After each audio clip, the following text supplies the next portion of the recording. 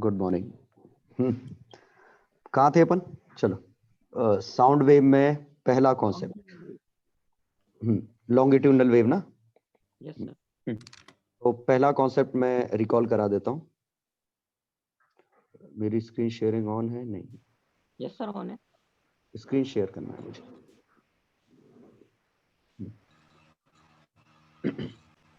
चलो, मॉर्निंग वो sir. Simulation है जो मैंने शेयर किया था। ये शेयर किया था ना? हाँ। हाँ सर। तो सिमुलेशन से खेल लोगे तो काफी अच्छे से समझ में आ जाएगा कि पार्टिकल इस डायरेक्शन में ऊपर नीचे ऑक्सीलेट कर रहे हैं, जिस वजह से कंप्रेशन रेयर फ्रैक्शन के जोन बन रहे हैं। और जैसे इसमें सिर्फ एक पॉइंट, ये रेड पॉइंट का ऑक्सीलेशन है, तो अकेले रेड पॉइंट का ऑक्सीलेशन कुछ इस तरह था। ये SHM कर रहा है, ठीक है। और कंप्रेशन रेयर फ्रैक्शन देखना है तो हम क्या करेंगे, दूसरा पॉइंट जो ऑब्जर्वेशन पॉइंट दूसरा लेंगे वो हम इसके पाई फेज पे ले लेते हैं। और पाई फेज लेने का कैसे बनाएंगे हम, एक पॉइंट रेयर फ्रैक्शन पे ले लें और ये रेड वाला खिसका के हम कंप्रेशन पे कर दें। ये समझ में आ रहा है? तो क्या कर रहे हैं हम? हाँ सर। मैं ये कर रहा हूं कि इनके बीच का गैप λ/2 रख रहा हूं। सोचो ये लैम्डा है, हाँ हाँ तो λ/2 गैप रखा। अब मैं ये कह रहा हूं कि ये जब इधर जाएगा, ये इधर जाएगा, ये इधर जाएगा, ये इधर जाएगा, ये आउट ऑफ फेज होंगे क्योंकि λ/2 पे। हाँ सही बात है। हाँ, इसीलिए ये एक साथ दबेगा और एक साथ खुलेगा। तो वैसे हाँ, इसी में देखिए आउट ऑफ फेज है, ये आउट ऑफ फेज समझ में हाँ आया? सर, दबे। हाँ हमेशा अपोजिट। देखो रेयर फ्रैक्शन आया, अब ये दब जाएंगे तो वहां कंप्रेशन आ जाएगा। बिल्कुल ऐसा हर दो पॉइंट के बीच में हो रहा है। सर वो एक पॉजिटिव एक नेगेटिव वही है ना। हाँ हाँ, अपोजिट डायरेक्शन। देखो ग्राफ से समझ में आ रहा है। और ग्राफ में सोचो,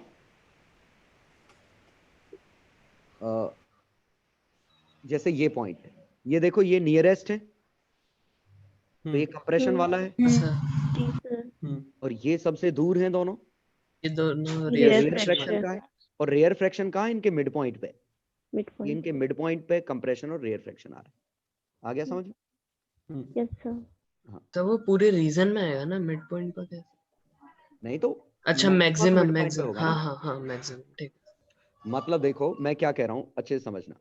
ये अपने मैक्सिमा पे है, ये अपने मिनिमा पे है, जो भी है, तो इनके मिड पॉइंट पे हमें कंप्रेशन, मैक्सिमम कंप्रेशन मिलेगा। बिल्कुल। और इसके मिड पॉइंट पे मैक्सिमम रेयर फ्रैक्शन मिलेगा। जी सर। Yes sir. और सोचो इन दोनों का मिड पॉइंट, अगर इनके बीच में गैप लैम्डा का है, λ/2 का है, तो यहाँ λ/4 होगा। हाँ ये मानते हो? हाँ सर। जी हाँ। सर। और ये λ/2 है तो λ/4 के डिस्टेंस होंगे ना मिड पॉइंट पे। Yes sir. हाँ यस हाँ सर। सर। और λ/4 पे, अब ये मिनिमा पे है, ये मैक्सिमा पे है, तो ये वाला पॉइंट अपनी मीन पोजीशन पे होगा। सोचो, हाँ हाँ हाँ। जी सर। जी सर। इसीलिए डिस्प्लेसमेंट टाइम के ग्राफ में जब मीन पोजीशन आती है वहां कंप्रेशन या रेयर फ्रैक्शन आता है। हाँ सर, आ गया सर। ठीक है। सर, λ/2 तो मीन पोजीशंस के बीच का होता है ना। हाँ, तो कहीं किन्हीं भी दो के बीच डिस्प्लेस का λ/2 हो सकता है, कोई रूल है मीन पोजीशन का होता है? λ/2 ऐसा तो फिर कहीं भी हो सकता है ना। अरे ये ग्राफ है, λ/2 इन दो के बीच का भी तो λ/2 है। हाँ सर, वो तो है। तो ये जो रेयर फ्रैक्शन कंप्रेशन ऐसे समझो, जो हमने कहा था ये पॉइंट इधर है, ये पॉइंट इधर है, तो हाँ ये वाला पॉइंट कहाँ पे है? अपने पॉजिटिव साइड है, इधर। ऊपर मतलब दाएं, बात समझ में आ गई थी? हाँ हाँ नीचे मतलब बाएं, ये पॉइंट इधर है। हाँ सर। तो P और Q, P खिसक के इधर आया, Q खिसक के इधर आया, तो कंप्रेशन यहाँ होगा। कंप्रेशन आ गया। और वो कंप्रेशन का मैक्सिमा इनके मिड पॉइंट पे है, मेन पोजीशन। तो ये कंप्रेशन है। हाँ इसीलिए प्रेशर में मैक्सिमम प्रेशर वहां आया जहां डिस्प्लेसमेंट 0 था। और ये रेयर फ्रैक्शन तो समझ में आ गया होगा। हाँ सर। हाँ हाँ ये जस्ट उल्टा है क्योंकि ये पॉइंट दाएं तरफ गया। बहुत सोचना। तो कंप्रेशन, रेयरफैक्शन, डिस्प्लेसमेंट और प्रेशर वेव में पाई बाय 2 का चेंज है। समझ में आ गया? पॉइंट हाँ सर। तो पॉइंट्स आगे पीछे होते रहेंगे, वेव्स तो आगे मूव करती रहेंगी। हाँ, तो ये पॉइंट कंप्रेशन रेयरफैक्शन के बदलेंगे ना। मैं अच्छा, दोनों एक point साथ दिखा रहा हूँ, दोनों एक साथ वेव दिखा रहा हूँ। ये दोनों वेव हैं, ऊपर की लॉन्गिट्यूडनल है, ये ट्रांसवर्स है, ये लॉन्गिट्यूडनल। ठीक है, ये ट्रैवलिंग वेव है। अभी देखो ये ऑलमोस्ट मीन पोजीशन पे हैं सभी। Yes sir. तो ये देखो, ये सभी अपनी नेचुरल लेंथ पे हैं।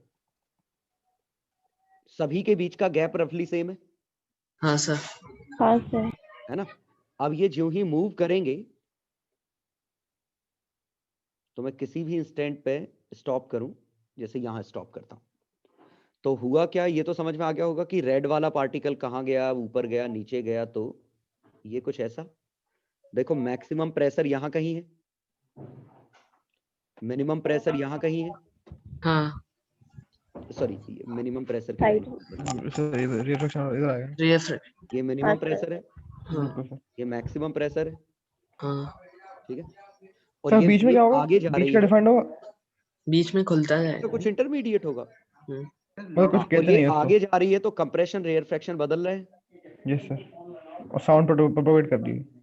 ठीक है, क्योंकि उनकी लोकेशन बदलेंगी तो कंप्रेशन रेयरफैक्शन भी बदलेंगे, सर ये जो स्टैंडिंग वेव वाला ऑप्शन है लॉन्गिट्यूडनल के लिए भी होगा? दोनों के लिए। हाँ, एक मिनट पहले तुम सिर्फ इस रेड पॉइंट की पोजीशन और इस रेड लाइन की पोजीशन है, ऐसे जम कर रहा है। दोनों की।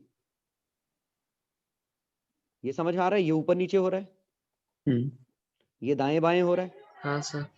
और जब वो ऊपर हो रहा है, जब वो ऊपर जा रहा है, ये राइट जा रहा है, नीचे जा रहा है, तब लेफ्ट जा रहा है। काफी तेज है, वो समझना मुश्किल है। सर ये दिख गया सर। एक बात बताइए सर, ऐसा हो क्यों रहा है? वो क्यों रहा है? सर यही तो मैं डिस्टर्बेंस है, एक जगह से दूसरी जगह जा रहा है। नहीं सर, एक ऊपर जा रहा है एक लेफ्ट जा रहा है। ऊपर जा रहा है मैं राइट जा रहा है वो। अरे यार, इंडिपेंडेंट है, ये तो एनालॉजी बताई है। ये ट्रांसवर्स वेव है, लॉन्गिट्यूडनल वेव है। मतलब सर कोई रिलेशन नहीं है ये ना? लिंक थोड़ी है आपस में कि वही हाँ। पार्टिकल इधर है, वही इधर है। Okay sir. अरे यार, ये ग्राफ है इसका, एस समझ गया समझ गया समझ गया समझ गया। एस इधर है। तो मुझे क्लास में ही लगा था कि लिंक है। सर हाँ, तो लिंक क्या ऐसा है इक्वेशन कि इसी का एसटी ग्राफ ये है यस सर। इस पार्टिकल के लिए।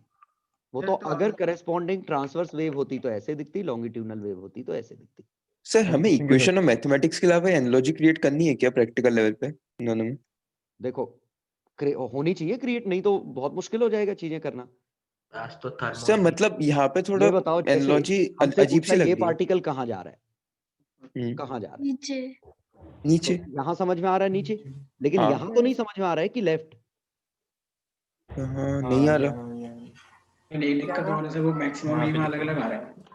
क्योंकि दिक्कत क्या है कि इसके S और T, Y और X में Y ऊपर ही होता है, लेकिन इसके S और X ग्राफ में S इधर है। मैक्सिमम नहीं है उसका। इसीलिए तो तुम्हें ये नीचे को समझना लेफ्ट से पड़ेगा कि जो ग्राफ में ऊपर है वो असली में S में दाएं है। जी। इसीलिए एनालॉजी हमने क्रिएट वही जो simple सर string इस में बेसिस पे एनालॉजी नहीं क्रिएट कर सकते थे ना कि Simple string मैक्सिमा जैसा कुछ कुछ। मैक्सिमा वाला कंप्रेशन वाला पॉइंट दिखाएगा इस तरीके नहीं से? नहीं है ही वो नहीं तो ना, अजीब ऐसा हो हुआ ही जाएगी। नहीं ना, उल्टा हुआ। हाँ सर, तो हमने ये देखा कि हम्म, ये वाला पॉइंट अपनी मीन पोजीशन पे है, ये सभी पॉइंट हैं अपने दाएं तरफ चले गए, हम्म, ये पॉइंट बाएं तरफ चले गए।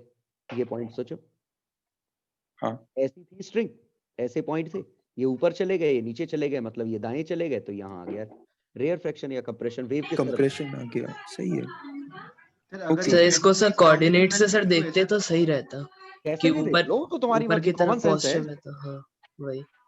कॉमन सेंस है। सर अगर ये लॉन्गिट्यूडनल स्टैंडिंग वेव होगी तो हम लो, ऐसा पॉइंट हमें स्टैंडिंग वेव मिलेंगे। ये है स्टैंडिंग वेव। हाँ सर, तो इसमें हमें ऐसे पॉइंट मिलेंगे जहाँ पे हमें आवाज ही सुनाई नहीं देगी। नहीं, आवाज क्यों सुनाई नहीं देगी? ये नोड मिलेंगे ना सर अपन को। इनमें हमारा कान कहाँ है? मतलब अगर अपन ने दो साउंड के अपन दो ले तो वो भी कान नोड पे उठा के रख दो तो नहीं सुनाई देगा बिल्कुल। तो ऐसा सुनने प्रैक्टिकल नहीं लग रहा कि दो तो जगह से कान साउंड नोड पे आएंगे कैसे? कान निकाल के थोड़ी रख दोगे यार रस्सी में बीच में। चलते फिरते कैसे करोगे ये? नहीं। अच्छा, ऐसा प्रैक्टिकली तो कुछ नहीं है ना। तो ऐसे होता है ना सर कि एक जगह आवाज आती है, एक जगह नहीं आती है। प्रैक्टिकल टाइम फोन रख मैं दे। पूछ नोट हाँ, पे तो फोन नहीं रख आएगी दे, ना आवाज आवाज नोट रिकॉर्ड पे। नहीं होगी इसमें। अरे हाँ, यार तो साउंड मैंने- में जो हम सुनते हैं वो ट्रैवलिंग वेव होती है, स्टैंडिंग वेव हम सुनते ही नहीं ऐसे। ऐसे इंटरफेयर करके बन नहीं सकती वो तो यही वेव आगे की तरफ भागेगी ना। वही सर, बीच रास्ते में आवाज कैसे रुक जाएगी? सर पर ये नोट पे भी तो आगे पीछे मूव होती है, अरे दिख रही है। यार ये स्ट्रिंग ऑक्सिलेट करती है, एयर से टकराती है और वो साउंड हमारे कानों तक ट्रैवलिंग वेव के फॉर्म में पहुंचता है। ये भले ही स्टैंडिंग है, ये एयर से कोलाइड करेगी और ये एयर के पार्टिकल हम तक आएंगे और ये ट्रैवलिंग वेव बनेगी।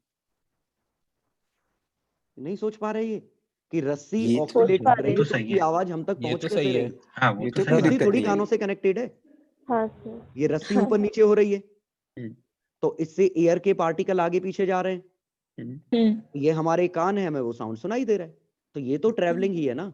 हाँ स्टैंडिंग वेव तो इसके अंदर बनेगी, सुन हम ट्रैवलिंग रहे, हम्म। और यही जो वेव लगातार बाहर इसकी निकलती जा रही है, इस वजह से ये डैम्प हो रहा है। इसी को ऐसे एयर ड्रैग कैसे कहें, होता जो भी था? कहना वो कहो। तो मैं इस चीज कैसे होता था कि अपन स्टैंडिंग वेव का प्रिंसिपल अपन क्या होता था कि अपन ने एक साइड से वेव भेजी, एक साइड से वेव अरे भेजी, स्टैंडिंग वेव हम सुनते नहीं, हम सुनते हमेशा ट्रैवलिंग वेव ही हैं।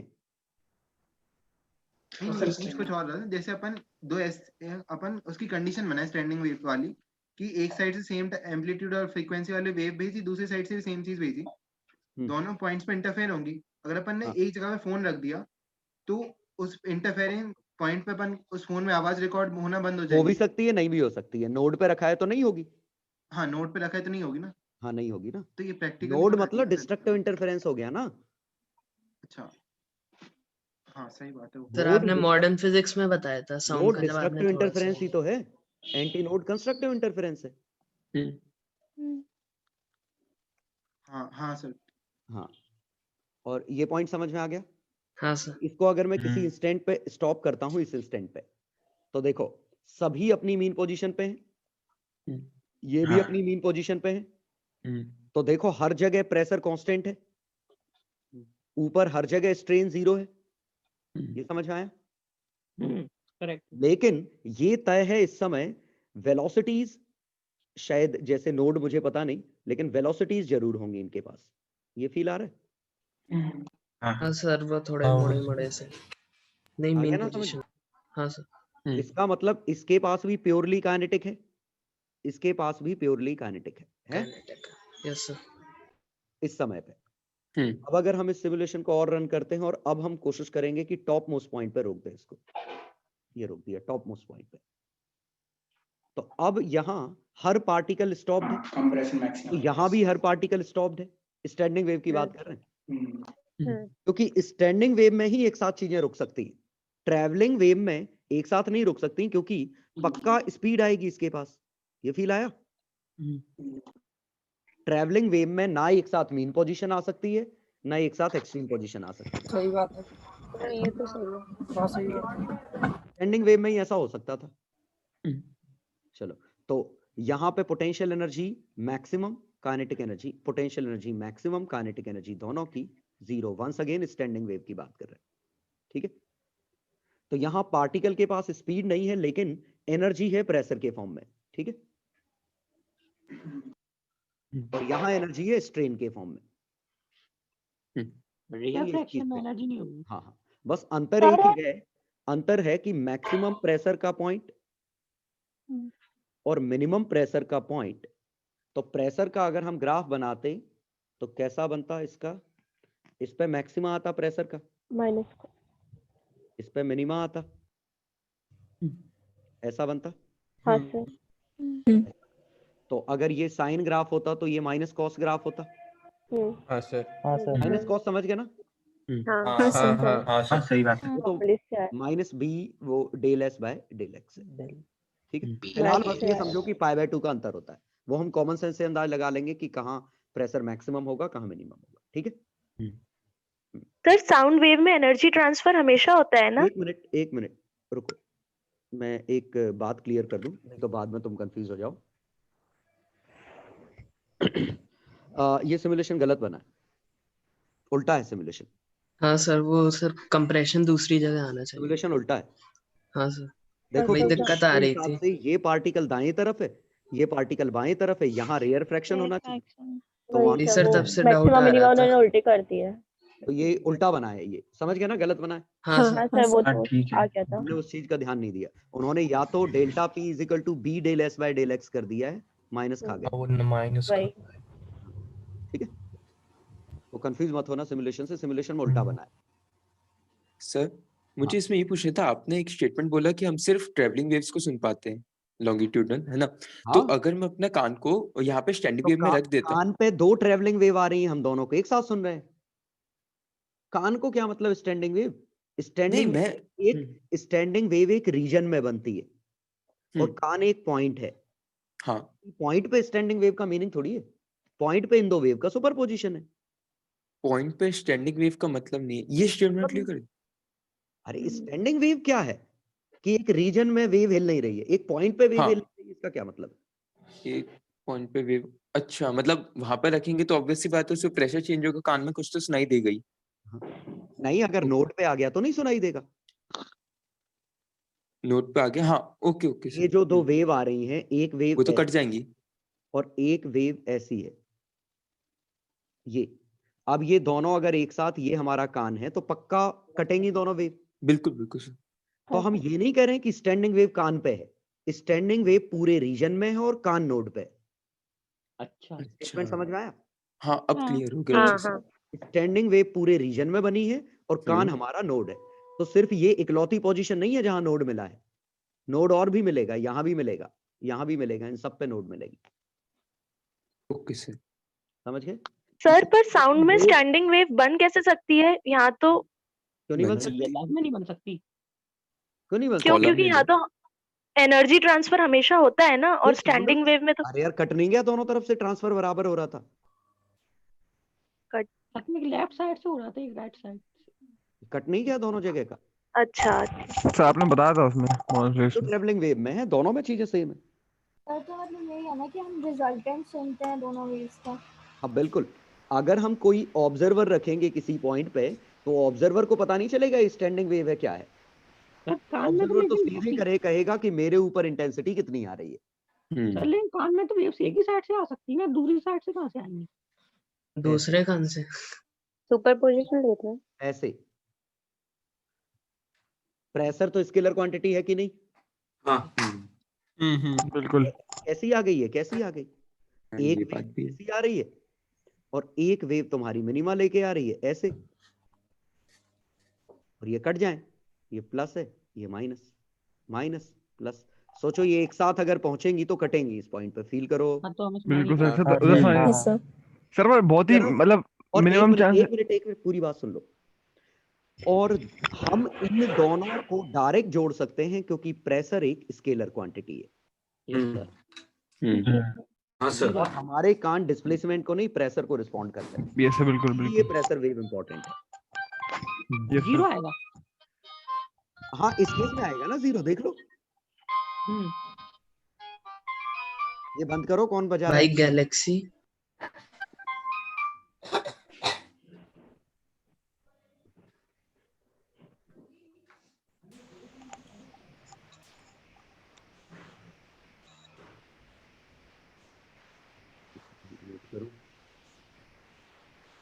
हाँ हो गया। Yes sir. सर तो मतलब हम्म, हमारी लॉन्गिट्यूडनल वेव डायरेक्ट जुड़ जाएंगी बिना फेजर के। हाँ वो हमेशा ही जुड़ जाएंगी। लॉन्गिट्यूडनल वेव में इसका मतलब ही नहीं है, प्रेशर स्केलर क्वांटिटी हमेशा हाँ। जुड़ जाएंगी, इसमें परपेंडिकुलर का मतलब ही नहीं है कुछ। ठीक है। हाँ। क्योंकि ये बताओ, अगर तुमने इक्वेशन ये लिखी डेल्टा पी नॉट साइन के x minus omega T plus 5, तो ये डेल्टा पी किस डायरेक्शन में? हाँ इसका तो डायरेक्शन Doesn't matter। लेकिन जब हम ये लिखते हैं ए साइन के एक्स ये, तो हम ये बात करते हैं ये किस डायरेक्शन में, हम कहते हैं जे कैप। वाई डायरेक्शन हाँ में। तो जे कैप का मतलब ही नहीं है। हाँ। तो इसीलिए साउंड वेव में डायरेक्शन का कोई रोल नहीं है, ये डायरेक्ट ऐड हो जाती है। मतलब सर मैक्सिमम वो दोनों का ऐड हो जाएगा डायरेक्ट। हाँ मतलब सीधे हम स्केलर एडिशन कर सकते हैं, मतलब सीधे फेजर लगा सकते हैं बशर्ते फ्रीक्वेंसी सेम हो। अच्छा हमें डायरेक्शन ठीक है। और फेजर हम प्रेशर वेव में लगाएंगे। सर इसमें वैसे हम वैसे भी सोच सकते हैं ना कि साउंड वेव में तो अपन ना वो मतलब जिस डायरेक्शन में ट्रैवलिंग हो रही है उसी डायरेक्शन में प्रोपोगेशन हो रहा है वेव का, हम्म। तो मतलब वेक्टर एडिशन की जरूरत ही नहीं पड़ेगी, वो हमेशा एक ही क्यों? डायरेक्शन में रहेगा। अरे यार ये ऐसे जा रहा है, ये ऐसे हाँ। जा रहा है, तो ये डिस्प्लेसमेंट और ये डिस्प्लेसमेंट वेक्टर की तरह नहीं जुड़ेंगे, ठीक ठीक। वो वेव्स है नहीं। क्योंकि हम different waves हैं। नहीं डिटेक्ट करते, हम प्रेशर डिटेक्ट करते हैं, और प्रेशर स्केलर की तरह जुड़ जाते हैं। ये मतलब यहाँ P1 प्लस P2 हो जाएगा। प्रेशर सीधे P1 plus P2 equal to P, और ये किसी भी टाइम पे, किसी भी टाइम पे, किसी भी टाइम पे, ये कोई भी हम एंगल पे हो। सर मतलब ट्रांसवर्स में भी जुड़ जाता है अगर अपन स्ट्रेन वगैरह पे मतलब करते हैं। ट्रांसवर्स में नहीं जुड़ता है यार, ट्रांसवर्स नहीं में मतलब डिस्प्लेसमेंट ही है, प्रेशर हाँ कहाँ सर, था? लेकिन अगर स्ट्रेन के बारे में डील करते हैं अपन। लेकिन स्ट्रेन तो रस्सियां नहीं बदल गई। हाँ ठीक है। एक मिनट सर, जो आपने नीचे वाला कंडीशन लिखा है, इसमें मीडियम था, ट्रांसवर्स में मीडियम एक स्ट्रेट लाइन था, यहाँ मीडियम एक वॉल्यूम है। सर यहाँ पे फ्रीक्वेंसी नहीं है मैटर, फेजर से जुड़ने में, सेम होना चाहिए आपस में, वो तो है ही मैटर। लॉन्गिट्यूडनल में। सभी में साइनसोइडल तुम, अरे यार ये तो तुम हमेशा ही जोड़ सकते हो, ये 1 साल हो गया बोलते बोलते मुझे, हाँ ये तो जोड़ सकते 2021 आने वाला हुआ। ये दो तो तुम कभी भी जोड़ सकते हो, बस जोड़ने के लिए जुगाड़ काम करेगी कि नहीं, उसमें बात उठेगी कि फ्रीक्वेंसी सेम होनी चाहिए। हाँ, इसमें बस डायरेक्शन का मतलब नहीं है। सर अगर वो तो जोड़ ही सकते हो, सर अब उसको साइनसोइडल लिख पाओगे कि नहीं, वो तब जब दोनों की फ्रीक्वेंसी सेम होगी। जी सर। नहीं तो जोड़ तो कैसे सकते हैं। हाँ, और मैं क्या कह रहा हूँ, मैं भी तो यही कह रहा हूँ कि जोड़ तो यस सकते सर। हैं। आखिरकार अरे यार बात ये क्या कर रहे हो, एक जगह प्रेशर 2 पास्कल है, एक जगह 3 पास्कल है, तो टोटल प्रेशर कितना है? 5 तो पड़ी कि प्रेशर किस डायरेक्शन नो में? सर, नहीं सर, स्केलर क्वांटिटी है। लेकिन sir. अगर मैंने कहा एक जगह डिस्प्लेसमेंट 2 मीटर है, दूसरा डिस्प्लेसमेंट 3 मीटर है, तो डिस्प्लेसमेंट 5 मीटर कहने में दिक्कत है, हाँ सर, क्योंकि 5 मीटर में बताना पड़ेगा, डिस्प्लेसमेंट पैरेलल है। एंगल कौन सा है क्या? ठीक है, चलो। अब एक ये अगला, 1 मिनट, शेयर्ड है ना, ये दिख रहा है? हाँ सर दिख रहा है। जी सर, हाँ, ये बच्चों को दिक्कत थी जिनको फोर्स्ड ऑक्सीलेशन में, एक बार इसको देख लो फाइनली, इसके बाद मैं नहीं बताऊंगा। इसमें हम क्या कर रहे हैं कि हम यहाँ से फ्रीक्वेंसी एक्सटर्नल देंगे, यहाँ से सेट करेंगे, और हम इसका एम्पलीट्यूड चेक करेंगे। ये सेनोमीटर वायर ही मान लो, ठीक है? ये हमने कुछ रूलर ये बना लिया, ठीक है? रूलर की वैसे जरूरत तो है नहीं, रूलर बता दिया मैंने, रूलर। हाँ, अब देखो मैं क्या कर रहा हूँ, इसको अलग अलग फ्रीक्वेंसी दे रहा हूँ। तो देखो इसके वाइब्रेशन की, पहले ये देखो, यहाँ तेज वाइब्रेट हो रहा है, स्लो वाइब्रेट हो रहा है, देखो स्लो वाइब्रेट हो रहा है, और तेज वाइब्रेट हुआ। मतलब मैं ये कहना चाह रहा हूं कि इसकी फ्रीक्वेंसी और सोर्स की फ्रीक्वेंसी हमेशा ही बराबर है।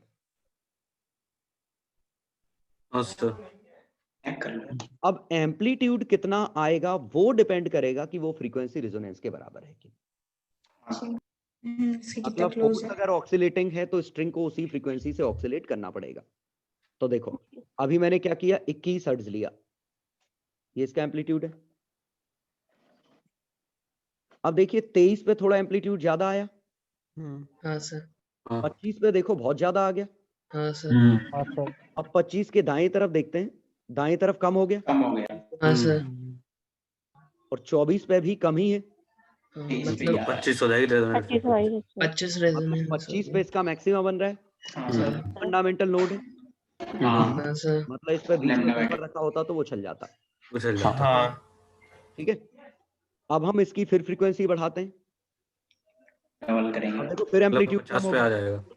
50 पे आएगा। 50 पे अभी भी कम है। हाँ सर, अब देखो थोड़ा बड़ा होना चालू हुआ, हाँ सर, और एक और नोड आ गया। 49, एक और नोड आ 50 फर्स्ट ओवरटोन आ गया। एम्पलीट्यूड काफी आ ज्यादा गया, है हाँ सर, फर्स्ट ओवरटोन आ गया हमारा, फर्स्ट होगा तो है ना। अब अगर मैंने यहाँ 57 लिया तो इसकी फ्रीक्वेंसी अभी भी 58 हर्ट्ज ही है, कंफ्यूज मत होना। और एम्पलीट्यूड कम है। Resonance बट की एम्पलीट्यूड कम है। 50, 75, 100, 100 सॉरी 100, हाँ 75, 100, ये आएगा। हो गया। इसने कहा अगर तुम ये फ्रीक्वेंसी सप्लाई करोगे तो हाईएस्ट एम्पलीट्यूड। खासी तो हाईएस्ट एम्पलीट्यूड बढ़ा लूंगा, अदरवाइज मैं ऑक्सीलेट तो करूंगा, तुम्हारी बात तो मानूंगा, लेकिन एम्पलीट्यूड बढ़ा बढ़ा नहीं लूंगा। हाँ सर। समझ गए? काम तो करेगा लेकिन अपनी मर्जी से नहीं करेगा। ये बिल्कुल ठीक वही हो गया कि किसी कंपनी में कोई तुम्हें जॉब करने मिल जाए और जॉब तुम्हारी मर्जी का ना हो, तो जॉब तो तुम करोगे क्योंकि पैसा मिल रहा है, मन काम से नहीं करेंगे। लेकिन इफिशियंसी उतनी नहीं आएगी।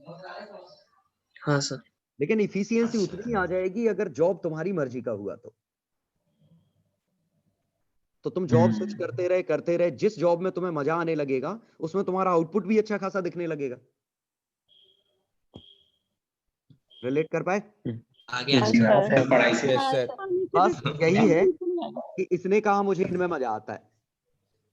अब सोर्स को पता ही नहीं किसमें मजा आ रहा है, सोर्स दिए जा रहा है कुछ तो भी फ्रीक्वेंसी, फिर सोर्स ने जो ही 100 दी ये चिल्लाने लग गया मजा आ गया मजा आ गया मजा आ गया।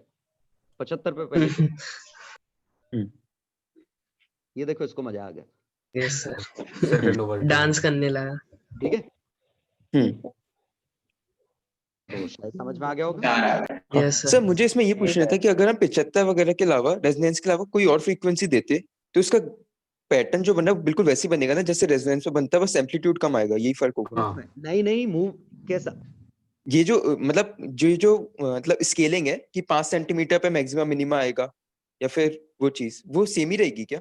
नोट्स के बाद मतलब थ्रू आउट 75 से लेके 100 तक नहीं रहेगी। देखो नहीं, अरे बदलते रहेंगे। ये तो नोड रहेगा, ये भी रफली नोड है ना? बाकी वो बदलते रहेंगे, कभी इधर कभी इधर, वो लगातार बदलता रहता है।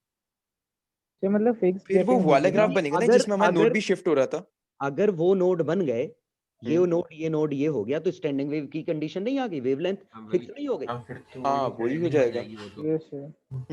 तो मतलब वो नोड वैसे ही ग्राफ बनेगा ना, आपने बताया था एक बार नोड शिफ्ट होते रहेंगे। हाँ, नोड हिलते रहेंगे, कभी इधर कभी इधर कभी इधर। हाँ, अगले नोड पे वो बढ़ने हैं क्योंकि क्योंकि ये कुछ और कह रहा है, ये कह रहा है मैं नोड हूं, तो इसने कहा मान लो सोचो कि वेवलेंथ होती 30 है ना, और ये लेंथ है हमारी 100। इसने कहा मैं नोड हूं तो एक 30 पे नोड होना चाहिए, इसने कहा एक 60 पे होना चाहिए, एक 90 पे होना चाहिए और सीधा अगला 120 पे होना चाहिए। लेकिन इसने कहा नहीं मुझ पे भी नोड है, तो ये लड़ाई हो गई दोनों की। तो यहाँ से जाते तो फिर कंट्राडिक्शन होता, तो एडजस्ट हो तो वो एनर्जी लॉस होती कंट्राडिक्शन की वजह से। एनर्जी लॉस होती तो वही हमारा डैम्पिंग आ जाता है उसकी वजह से। समझ गए? ये एक्स्ट्रा डैम्पिंग है जो आपस में ही लड़ मरे। एयर से कोलिजन तो बाद में हुआ, ये तो खुद ही निपट लिए। वो जो आपने ए का जो बनाया था ना, मतलब पहले मतलब पूरा में कट रहे थे, उनका रिजल्टेंट कुछ ना कुछ तो आएगा ही ना। मतलब वो जरूरी थोड़ी है कि कट ही जाएंगे, मतलब कटने की टेंडेंसी है। टेंडेंसी है ना? हाँ बस यही क्लियर करना था लास्ट में। ये सोचो अगर ये 27 डिग्री पे होता तो क्या कटते? 27 पे पूरे 360 नहीं बनता। नहीं कुछ कम भी आ रहे होंगे ना। होता तो कट जाते। नहीं तो भी नहीं कटते क्योंकि ए का वेक्टर कम होता जा रहा है ना मैग्नीट्यूड। अरे एक समय तो कटेंगे कभी जब ये इधर आएगा 30 पे। नहीं मैं ये बोल रहा था कि 30 का आ तो गया बट पहला ए का वेक्टर का मैग्नीट्यूड करा रहे हो तो आइडियल केस की हम बात कर रहे हैं। अच्छा आइडियल की, ओके हाँ फिर चले। चलो आ गया पक्का सर वो नोड्स बनेंगे ना 30 60 वगैरह पे? नहीं नोड तब कहते हैं जब फिक्स हो जाए और वो पॉइंट मूव कर रहा होगा लगातार। स्टेशनरी वाला पॉइंट तो स्टेशनरी नहीं है। नहीं तो डैम्पिंग फिर किस वजह से आ रही है? नोड तो बन रहे हैं, वो लड़ रहे हैं इसलिए भिड़ रहे हैं, फिर इस वजह से डैम्पिंग आ रही है। लोकेशन क्या होती? और 100 तो लोकेशन है, बाकी लोकेशन क्या है? वेवलेंथ 30 थी तो लोकेशन डिफाइन करो ना। लोकेशन से पहले नोड आ गया उसकी वजह से बनेगी नहीं लोकेशन में, क्योंकि ये पहला बना दूसरा बना तीसरा नहीं बना, वहीं गड़बड़ हो जाएगा। इसलिए डैम्पिंग ठीक है। हाँ तो नोड बनेंगे ही नहीं। सीधी बात ये कि नोड बनना, स्टैंडिंग वेव बनना और रेजोनेट करना और एम्पलीट्यूड हाई होना, ये सभी चीजें एक साथ ही होंगी। या तो सब होंगी या एक भी नहीं होगा। हाँ I guess so. एक साथ लेंथ खत्म। ठीक है। हाँ अब हम किस डिस्कशन पे थे? एक और दिखा देता हूँ क्वालिटी, सो दैट तुम्हें अच्छा फील आ जाएगा। एक मिनट मोबाइल में बंद कर दो।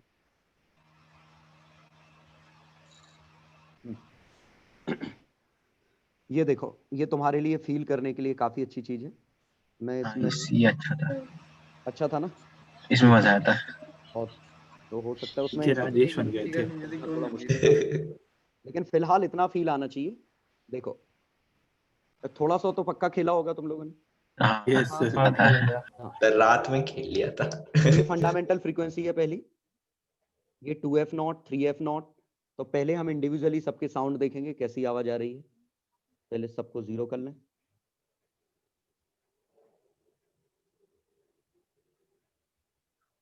और कोई है क्या? क्यों है सबसे नीचे वाला बचा है। नीचे वाला। अब ठीक है, ये प्योर टोन है। आवाज आ गई? Yes sir. हाँ, Please, sir. और इसमें अभी आवाज इसकी कम है, अकेले इसकी आवाज, अकेले इसकी आवाज, ठीक है ना।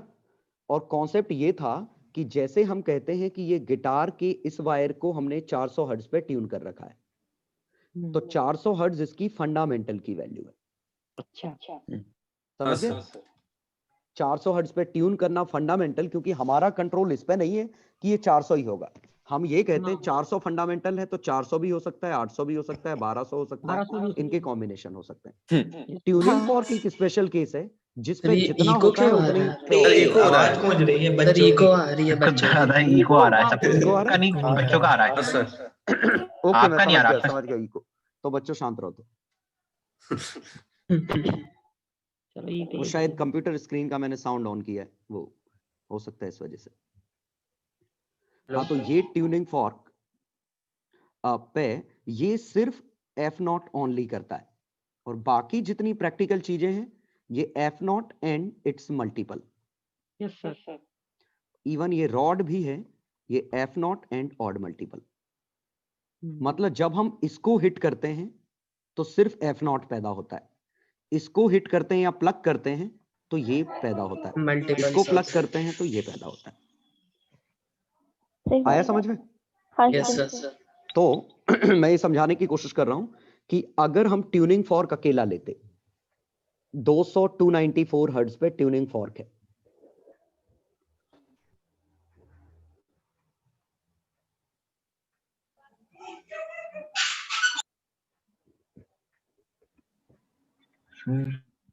सर सर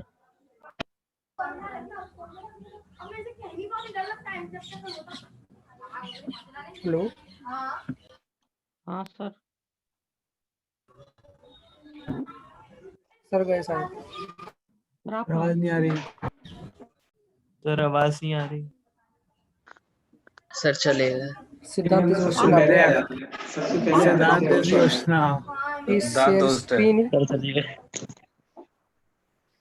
आ गया सर।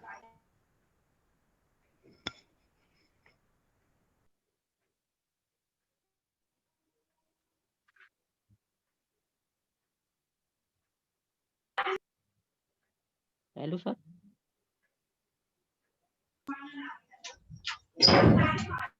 माइक बंद है आपका। सर आपका माइक बंद है।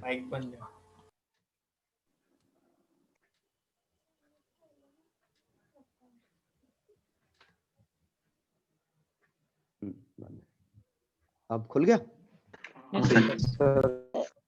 देख, ट्यूनिंग फॉर्क का अगर वेवफॉर्म हम बनाएंगे तो ऐसा आएगा, ठीक है।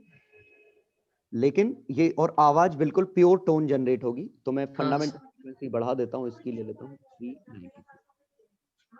साउंड शेयरिंग ऑफ है। ये ट्यूनिंग फॉर्क की आवाज आएगी। हाँ। लेकिन हमने इसी फ्रीक्वेंसी पे किसी गिटार को ट्यून कर रखा है 392 पे, गिटार के वायर को, तो इसकी आवाज ऐसी नहीं आएगी, इसकी आवाज शायद ऐसी आएगी, शायद। आई नहीं सर आवाज। आ नहीं रही सर। साउंड शेयरिंग ऑफ है। ओ हाउ बाय डिफॉल्ट वो ले लेता है जल्दी। तो एनीवे ये सुन के देख लेना। तो गिटार में शायद इनके कॉम्बिनेशन आएंगे इस तरह, वो कॉम्बिनेशन कुछ भी हो सकते हैं। हाँ, बस मैं यहाँ क्या दिखाना चाह रहा हूँ, जो चीज आपको देखनी है, बाकी तो तुम खेल ही लोगे। मैं ये दिखाना चाह रहा हूँ कि प्योर टोन का ग्राफ, प्योर टोन बना देता हूँ। प्योर टोन हमारी, अरे यार कलर रेड ही, ये प्योर टोन थी, ठीक है। अब मैं इसमें चेंज करूंगा तो देखो सभी का पीरियड वही होगा। सोचो ये हाँ, फंक्शन सर। कब अपने आप को रिपीट कर रहा है? उतनी देर बाद रिपीट कर रहा है। Yes sir. आया समझ में? हाँ और मैथमेटिकली बिल्कुल सही है। Sine x, sign 2x, sign 3x, इसका पीरियड बोलो क्या आएगा? 1 2 3 सबका पाई बाय इसका पाई, इसका 2 पाई, सबका 2 पाई बाय 2, सबका 2 पाई तो आएगा। 2 पाई बाय 3, पाई आ जाएगा। पीरियड कंबाइंड आया 2 पाई। हाँ हाँ सर। सर। तो हम यही कह रहे हैं कि अगर एक साइन जिसकी फ्रीक्वेंसी f0 थी, एक की 2f0, एक की 3f0, ऐसे मल्टीपल का सिग्मा अगर हमने किया होता तो ओवरऑल फ्रीक्वेंसी f0 ही कहते। f0 बाद ही तो रिपीट होता वो। तो देखो क्या है कि कंबाइंड वेव साइनसोइडल नहीं है, it is not a sine wave, still इसकी फ्रीक्वेंसी तो f0 है क्योंकि f0 बाद रिपीट कर रहा है। आ गया समझ में? हाँ सर। तो प्रैक्टिकली जो हम किसी भी चीज को ट्यून करते हैं या किसी भी चीज पे हम फ्रीक्वेंसी जनरेट करते हैं तो अगर उसकी फ्रीक्वेंसी f0 है, अगर वो ट्यूनिंग फॉर्क या कंप्यूटर नहीं है, तो ये दोनों ऐसे हैं कि वो एक पर्टिकुलर फ्रीक्वेंसी ही पैदा कर लेते हैं। हाँ। प्रैक्टिकल चीजें f0 के साथ उनके मल्टीपल भी पैदा करते हैं, इसीलिए सर, उनकी साउंड डिफरेंट हो जाती है। इसमें आपने गिटार के लिए ऑड मल्टीपल नहीं, बोला इवन आएगा, वो तो ये बनाया था उसके लिए ऑड बोला था, जिसमें एंट्री था। ठीक है। अच्छा। तो इसीलिए मैं कह रहा था कि एक ही साउंड इसमें से आ रहा है, वही साउंड मान लो इसमें से आ रहा है, तो मतलब हो सकता है कुछ भी, वही साउंड किसी तबले में से आ रहा है, वही साउंड इसमें से आ रहा है, ठीक है। तो इसमें f0 है, इसकी f0, इसकी f0, लेकिन resultant waveform can be different, क्योंकि हो सकता है पहले का फंक्शन ऐसा हो, ये पहले का फंक्शन है, दूसरे का फंक्शन रिपीट उतने पे ही हो, और तीसरे का फंक्शन हो सकता है ऐसा हो। ये समझ गए? तो फाइनल भले ही सेम फ्रीक्वेंसी है, साउंड अलग अलग आएगा। तो अब तुम्हें इसमें क्या खेलना है कि इनकी फ्रीक्वेंसी चेंज कर कर किसमें कैसी आती है ना, एक किसी को चेंज करोगे ओवरऑल साउंड बदल जाएगा। जैसे अभी ये है, अब इसमें अगर मैं लो फ्रीक्वेंसी का परसेंटेज बढ़ा दूं तो थोड़ी आवाज मोटी होगी। सर मेरे साथ Higher ट्यूनिंग फॉर्क होते हैं, frequency का वो गिटार को ट्यून करने के काम आते हैं। एक मिनट देखो आवाज थोड़ी मोटी हो गई आवाज। Yes sir. Yes sir. और यहाँ आवाज अगर मैं इनको बढ़ा देता हूँ तो आवाज पतली रहेगी थोड़ी, क्योंकि शार्प ओवरऑल हो ये गई, शेप शार्प। बन जा रहा है। देखो ये कुछ तो भी शेप बन रहा है। हाँ सर। ठीक है, बस ये देखिए। हाँ आ गया समझ में सब कुछ। Yes sir. अच्छा सर ये कहना चाह रहे ना कि वेव कंबाइन हो गई थी और वही फ्रीक्वेंसी f0 ही हो गई। हाँ फ्रीक्वेंसी तो वही है, मतलब सेम फ्रीक्वेंसी होना मतलब सेम साउंड होना नहीं है। बिल्कुल सेम साउंड होगा अगर ये यूनिक फ्रीक्वेंसी होगी तो, लेकिन प्रैक्टिकली सेम फ्रीक्वेंसी होना मतलब उनके मल्टीपल भी पैदा हो जाते हैं, इसीलिए आवाज बदल जाती है। ठीक है, ओके सर। मतलब एक साथ बहुत सर ये वही है ना, एनर्जी दे दी तो फिर वो अपने हमने हिसाब एनर्जी से दे दी, करेगा। वो अपनी मर्जी से ऑक्सीलेट कर रहा है किसी पे भी। चलो, और पीक हाई मतलब एम्पलीट्यूड हाई। हाँ वो तो हम सबकी हाइट बढ़ा रहे हैं इसीलिए तो बढ़ रहा है, सबका रिजल्टेंट ही तो आ रहा है वहां। सर ये IIT में आएगा आप कह रहे थे? IIT में आएगा मतलब नहीं आया था अभी ऐसे क्या आया था? आप अभी तो बोले कब बोला मैंने? ओके पता नहीं ये कब बोला IIT में आएगा। सही हो रहा है फिर से। ठीक हो रहा है सर। हाँ सर एक और हाँ वो स्क्रीन अजीब शेयर सा लग रहा है सर। अब नहीं है। चलिए सब जाओ ठीक पूरा है। मजा आ रहा था सर। उसका नेट ही बंद है। अरे यार ये बच्चों अपने माइक बंद करा करो यार।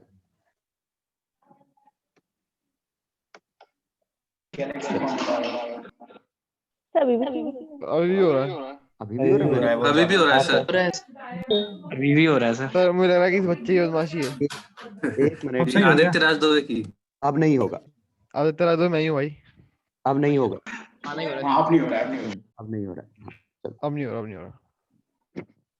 ठीक है। तो वो हाँ, क्वालिटी, बस क्वालिटी सिलेबस विलेबस में नहीं है क्योंकि इस पर से क्वेश्चन नहीं बनते, लेकिन साउंड तभी समझ में आएगा जब आप ये चीजें समझोगे कि प्रैक्टिकली चीजें पता होंगी कि सिंगल फ्रीक्वेंसी सिंगल है, इसमें F0 प्लस मल्टीपल है प्रैक्टिकली।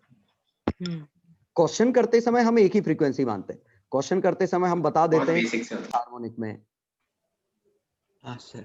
समझ गए, लेकिन प्रैक्टिकली ऐसा बना पाना आसान नहीं है। ऐसा जैसे तीसरे हार्मोनिक में अगर ऑक्सीलेट कराना है तो हम ऐसा कराते हैं कब, एक एक्सटर्नल फ्रीक्वेंसी ले लेते हैं जिसकी फ्रीक्वेंसी 3F0 है। अगर सोर्स ही आपने इसका ले लिया तो अब इसके पास मजबूरी है उसी से ऑक्सीलेट करना। हाँ। लेकिन अगर आपने सिर्फ उसको प्लग किया है या सिर्फ एनर्जी दी है, तो हमने इस पे छोड़ दिया कि तुम्हें जिससे करना हो। तो इसके सब चिल्लाने लगे, भाई हम भी करेंगे, हम भी करेंगे, हम भी करेंगे। अब आ गया समझ? Yes sir. Yes sir. चलो आ गया।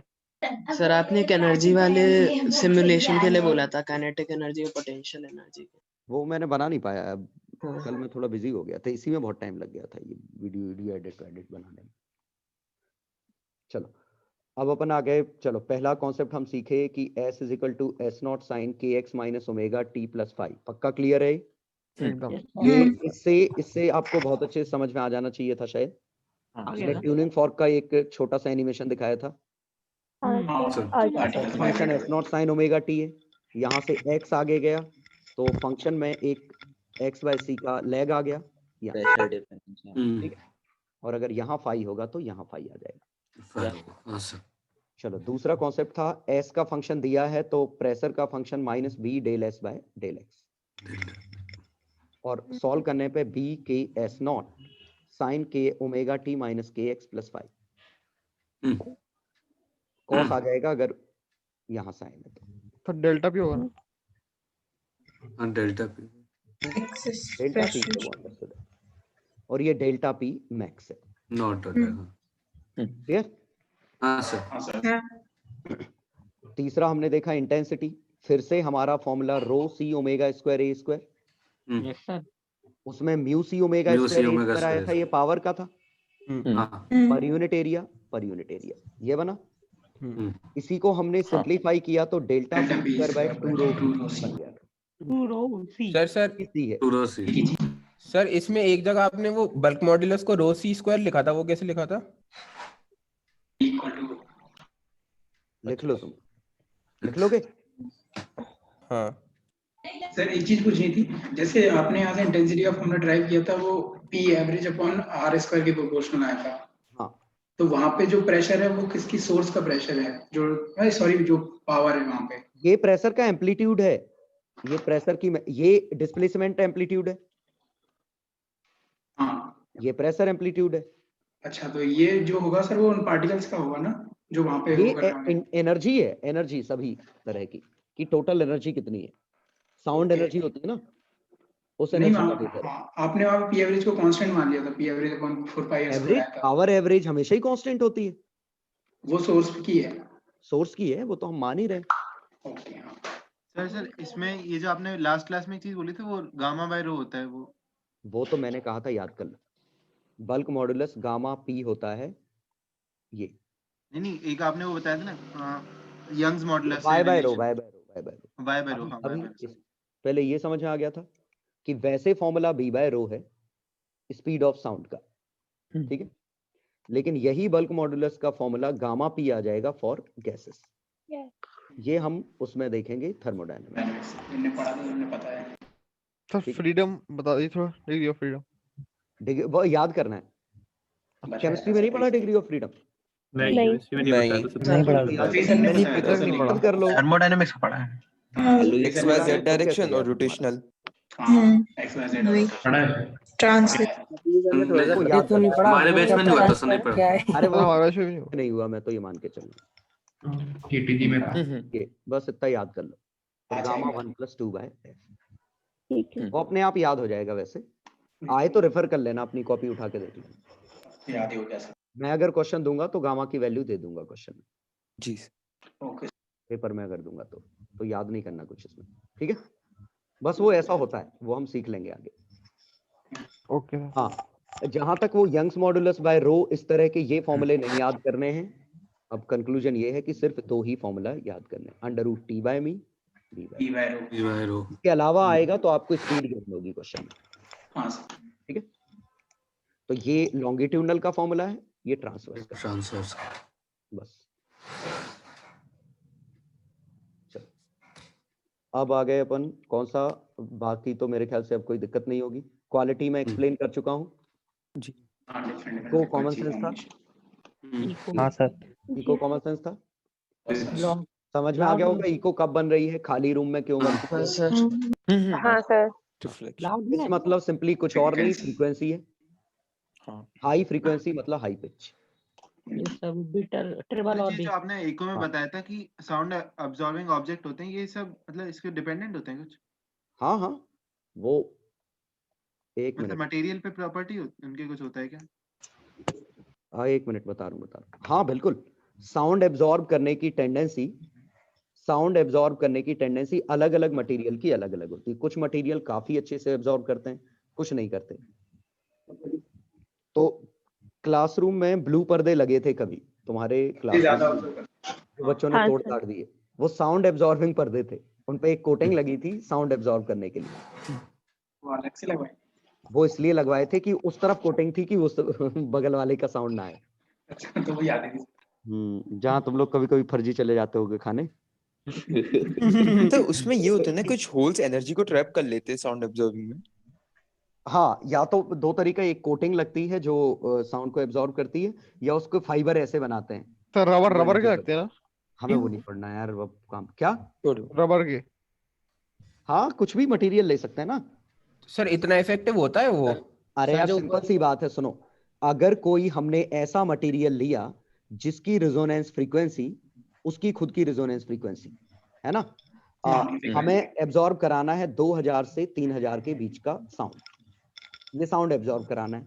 इसकी रिजोनेंस फ्रीक्वेंसी मान लो 2500 हर्ट्ज हुई, तो जब ये साउंड इस पे गिरेगा, ये सबसे तेजी से ऑक्सीलेट करेगा, और सबसे तेजी से ऑक्सीलेट करेगा तो इसके पास एनर्जी सबसे ज्यादा होगी, और इसके पास सबसे ज्यादा आई मतलब इसकी सबसे ज्यादा खत्म हुई, हाँ सही बात। क्योंकि जादू से थोड़ी आ गई इसके पास, तो इसी से ना। तो हम ऐसा पर्दा या ऐसा स्ट्रक्चर लगाते हैं कि उसकी रिजोनेंस फ्रीक्वेंसी इस फ्रीक्वेंसी के रेंज में हो, so that जो भी ये फ्रीक्वेंसी गिरे वो खुद ऑक्सीलेट करने लग जाए और खुद उसकी एनर्जी खत्म कर दे। ओके। इसका जैसे स्पेशल टाइप का मटेरियल आता है ना, उसको लगा तो वो हार्ड वो कर देता है खत्म। हाल हाल हाल जैसे वो होता है ना, लाइट का जो करता है ब्लैक ज्यादा करता है। वो धूप रहती है कुछ हद तक। चलो अभी आ जाओ, अपन आते हैं, ये कॉन्सेप्ट मेरे ख्याल से पूरे क्लियर हो गए इसमें। तो सर क्वालिटी और टेम्पर में कोई अंतर नहीं रहेगा ना? सर लाइन की और क्या पढ़ा था इसमें? बस इतना ही पॉइंट। Loudness decibel.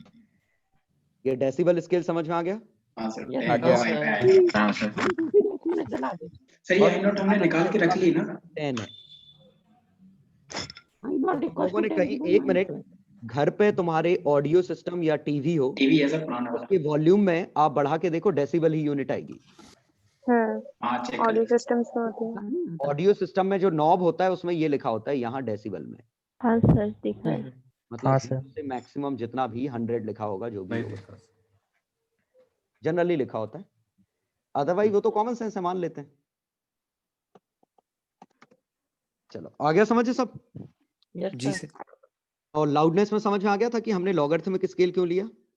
क्योंकि प्रैक्टिकली वेरीफाई नहीं होती चीजें। हमारे लॉगरिथमिक उसको रिस्पॉन्ड करते हैं, ठीक है। सर आपने ये जो पॉइंट वगैरह वाला बताया था ना, पॉइंट रॉड और प्लेट वाला, वो आपने एनालॉजी से बताया था ना? एनालॉजी कॉमन सेंस है, लेकिन वो तो एनर्जी वो बन गया था फिर बाद में। हो रही है, एनर्जी पर यूनिट एरिया ही इंटेंसिटी है। पॉइंट के लिए एरिया स्फीयर का आएगा, लाइन के लिए एरिया सिलेंडर का आएगा, प्लेन के लिए एरिया प्लेन आएगा। ओके हाँ ये भी तो। जी सर। इलेक्ट्रोस्टैटिक सीखा।